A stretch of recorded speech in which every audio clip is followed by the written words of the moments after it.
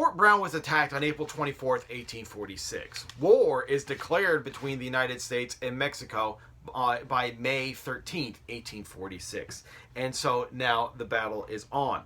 Now, many of the participants in this war we're going to see in the upcoming American Civil War. In fact, every major commander you've ever heard of in the Civil War has generally served in the Mexican War. The most notable exception is William Tecumseh Sherman. He missed the party when it comes to that.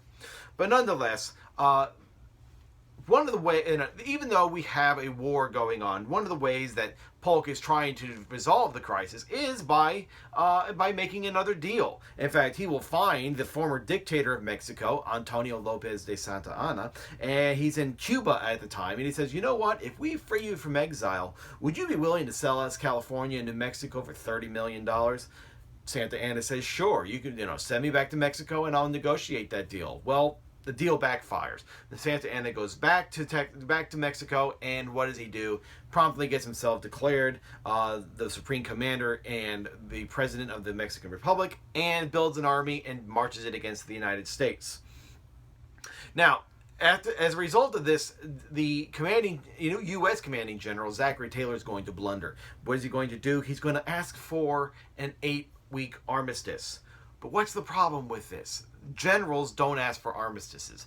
Only politicians, only the leadership ask for an armistice. So when Taylor does ask for the armistice, Polk is going to reject it and ultimately fire Zachary Taylor. And it's, people have all said that this is also perhaps the elimination of a potential rival.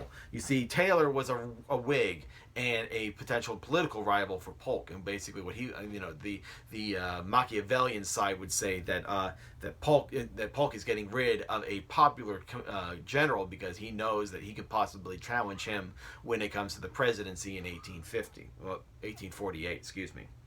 So Taylor is gone, and now we're going to have a new guy, Winfield Old Fuss and Feathers Scott. We'll talk more about him when it comes to the American Civil War, and he's actually been around for a long time. War of 1812 veteran, and in fact, he's older than the Constitution itself.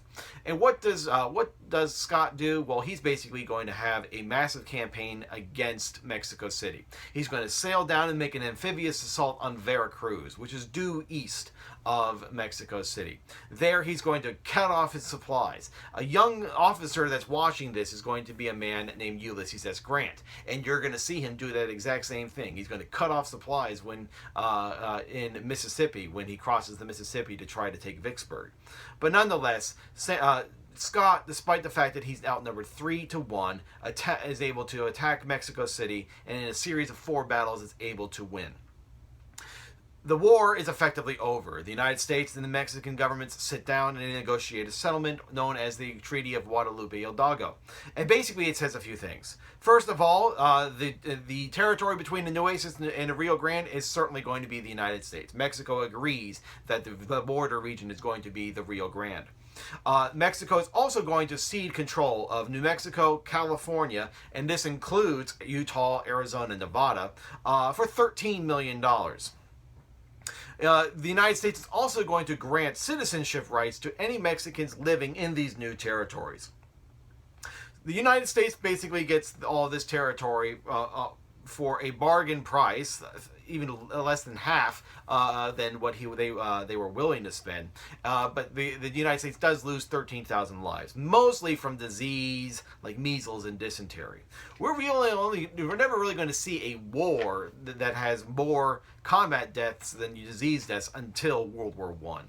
But nonetheless, the greatest significance of the Mexican War is that it taught Americans the tactics that they're going to use in the Civil War. The problem is this: the tactics are going to stagnate for 15 years. There's really not going to be any sort of creativity when it comes to having armies fight one another. But the main problem with that is that the artillery, the musketry and the ammunition are definitely going to excel or progress in those 15 years. So basically, you're fighting an old style war with new style weapons. Imagine, for example, if cavalry were trying to ride a horse-ground cavalry, trying to ride against tanks like we see in World War II. The results are not going to be very pretty. And it's also going to exacerbate tensions between the North and the South regarding slavery. From now on, slavery is going to be the key issue between the North and the South that ultimately results in the Civil War.